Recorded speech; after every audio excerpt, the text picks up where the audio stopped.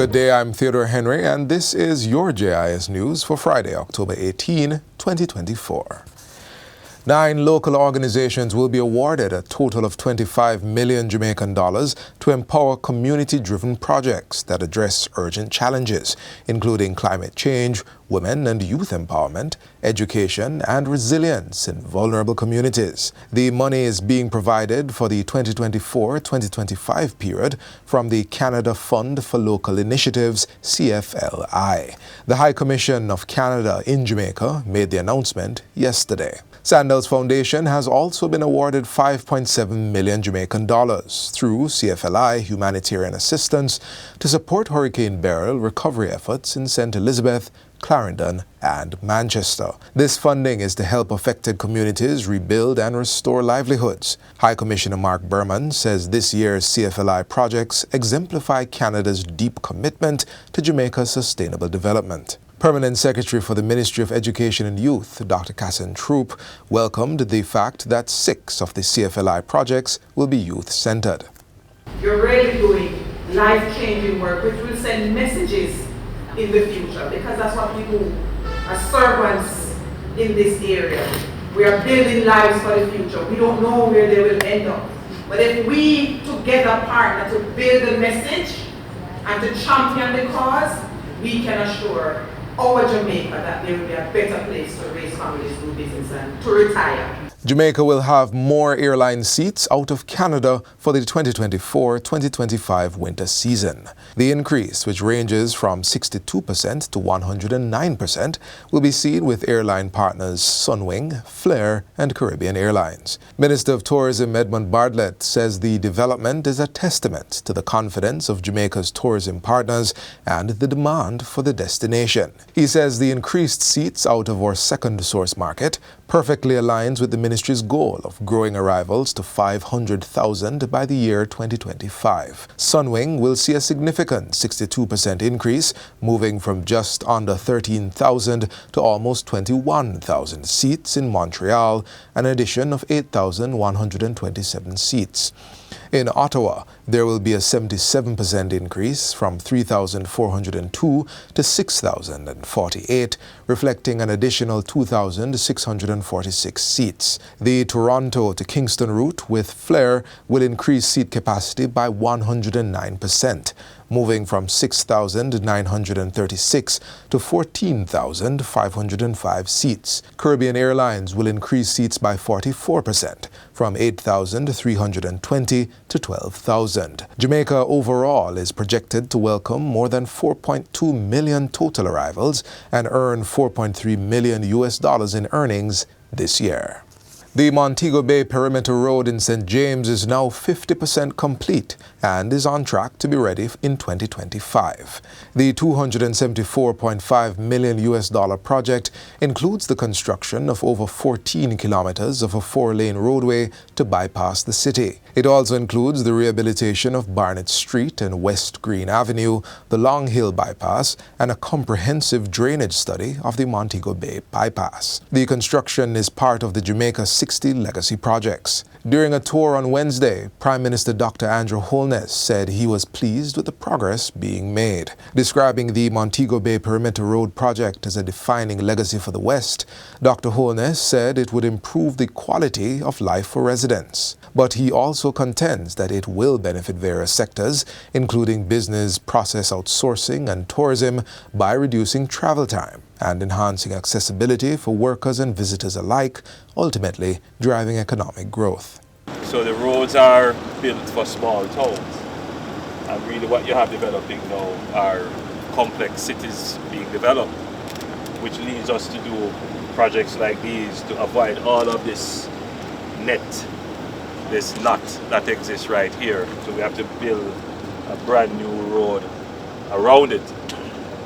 The idea is not to take away the energy from here.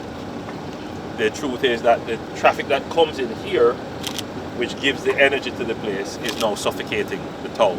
The length of time it takes for you to navigate anywhere inside here, it's far more than the time you spend actually doing business in many instances. The National Works Agency NWA is now implementing a hot mix patching program to repair main roads across Kingston, St. Catherine and St. Thomas.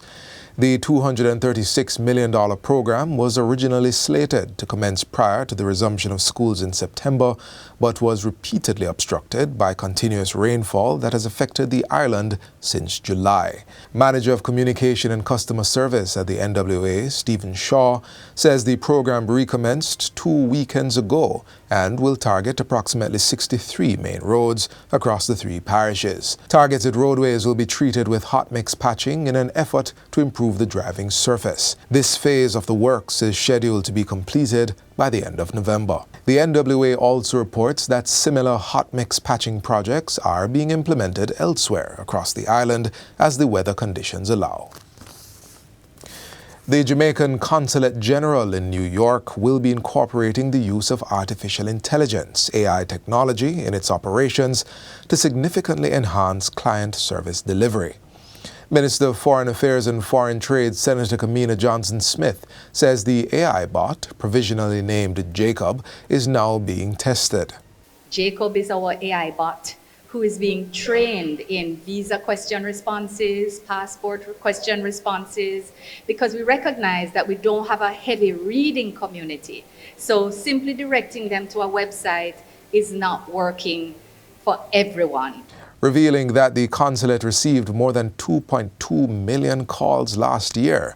Minister Johnson-Smith says although improvements made to the phone systems have reduced complaints, general staffing can never manage that magnitude of calls. The minister says the AI bot Jacob is a closed and private system and not one that taps into other spaces where people can access data. It keeps data secure.